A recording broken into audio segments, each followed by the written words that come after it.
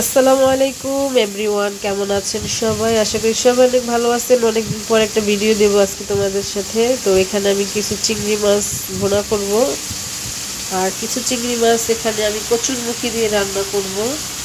তো চিংড়ি মাছ তো সবাই পছন্দ করে কম বেশি। এই যে এটা হলো ভুনা করার জন্য পেঁয়াজ ভাজতেছি। এখানে পেঁয়াজ, রসুন, কাঁচামরিচ, আর এখানে আবার লতি দিয়ে রান্না করার জন্য পেঁয়াজটা হালকা ভেজে এখন মাছটা হালকা একটু ভাজতেছি। তারপর আমি এখানে মশলা দিয়ে দিব। তো আমি যেভাবে রান্না করি ওটাই তোমাদের সাথে একটু শেয়ার করতেছি।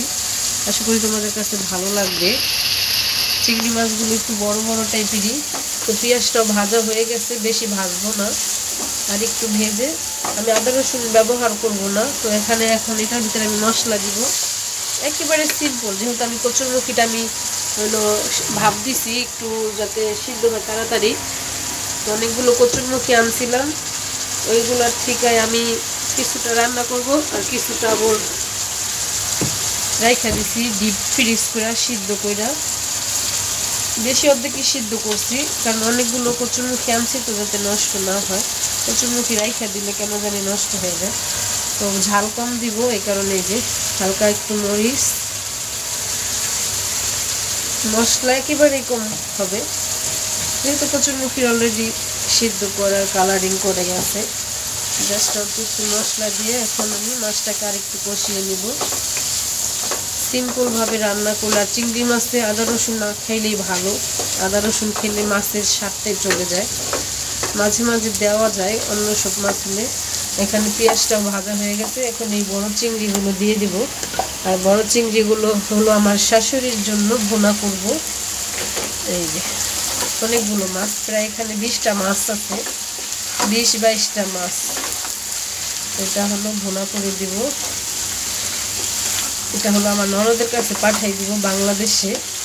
তো আমার শাশুড়ি খালি বলে, তোরা দুবাইতে কি চিংড়ি মাছ খাস, আমার জন্য একটু পাঠাইছো। এই কারণে ভাবলাম একটু তাহলে ভুনা করে কম পেঁয়াজ দিয়ে পাঠাই দিই। আর এটা এখন একটু পানি দিব, লবণ দিই, লবণ দিব,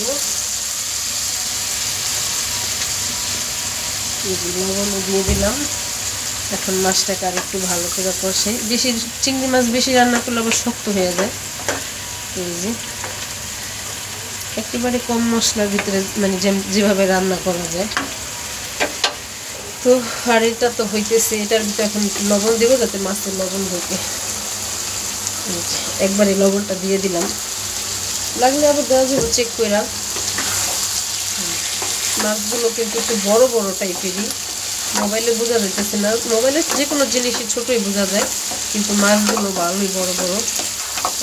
একজনে যদি 2টা করে মাছ খায় তাহলে এমনিতেই মন ভরে যাবে। আর একটু ভাজার পরে আমি এখানে হলুদ মরিচ দিয়ে দিব। একবারে বোনা বোনা হবে এটা। এই যে কারিটাও কষানো হচ্ছে। ধনিয়া পাতা দিব সব শেষে। ধনিয়া পাতা দিয়ে জাস্ট কচুরমুখীগুলো রান্না করবো। কারা কারা পছন্দ করেন অবশ্যই কমেন্ট করে জানাবেন। ভিডিওটি ভালো লাগলে অবশ্যই like, comment, share and subscribe করে আমার চ্যানেলের পাশে থাকবেন। আর যারা শুরু থেকে শেষ পর্যন্ত আমার চ্যানেলের পাশে আছেন তাদের সবাইকে জানাই অসংখ্য ধন্যবাদ। বাহিরে প্রচুর গরম, রান্না করতেছি কারণ দুবাইতে বর্তমান আমি যেই টাইমটায় রান্না করতেছি মনে হয় 40 ডিগ্রি হইতে পারে রোদের তাপমাত্রা। বাহিরে প্রচুর, মানে কি বলবো, প্রচুর রোদ। চিংড়ি মাছ ছোট বড় সকলের একটি প্রিয় খাবার কেন জানি। যাই হোক হোক, এটা শাশুড়ি অনেক খুশি হবে। শাশুড়ি এখনো জানে না, সে যেহেতু খেতে চাইছে তার জন্য অল্প একটু করে রান্না করে দিতেছি। আমার ননদ বাংলাদেশে চলে যাবে কালকে, ওর ফ্লাইট কালকে ইনশাল্লাহ চলে যাবে। আবার কিছুদিন একা থাকতে হবে ননদকে ছাড়া। আসলে দুইজন একসাথে থাকি তো ভালোই লাগে, আর একা একা থাকলে একটু খারাপই লাগে।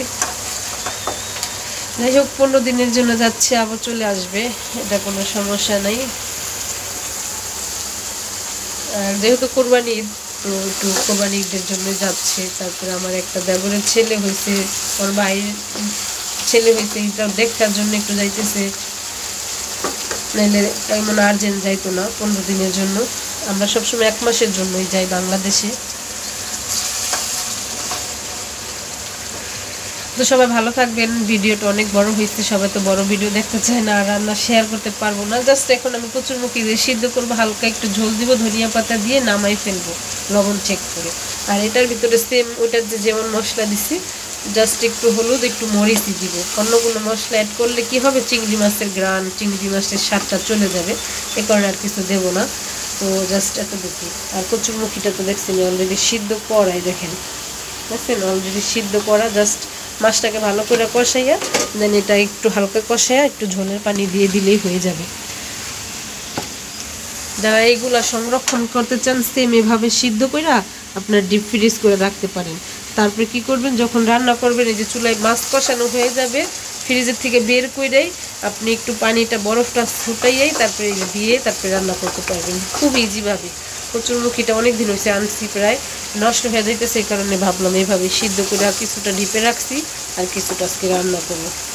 আমি রাত্রে ডিপে মানে নর্মালে রেখে দিয়েছিলাম সিদ্ধ করে, এখন বাইরে করে নিয়ে আসছিলাম। আর এটা তো হইতেই আছে। তো যাই হোক, অনেক কিছু বকবক করলাম, জানি না কেমন লাগলো কার কাছে। ভালো লাগলে তো বলেই দিলাম, আপনাদের পাশে থাকবেন। তো আজ এ পর্যন্তই, আল্লাহ হাফেজ, আসসালামু আলাইকুম সবাইকে। Thanks for watching my video.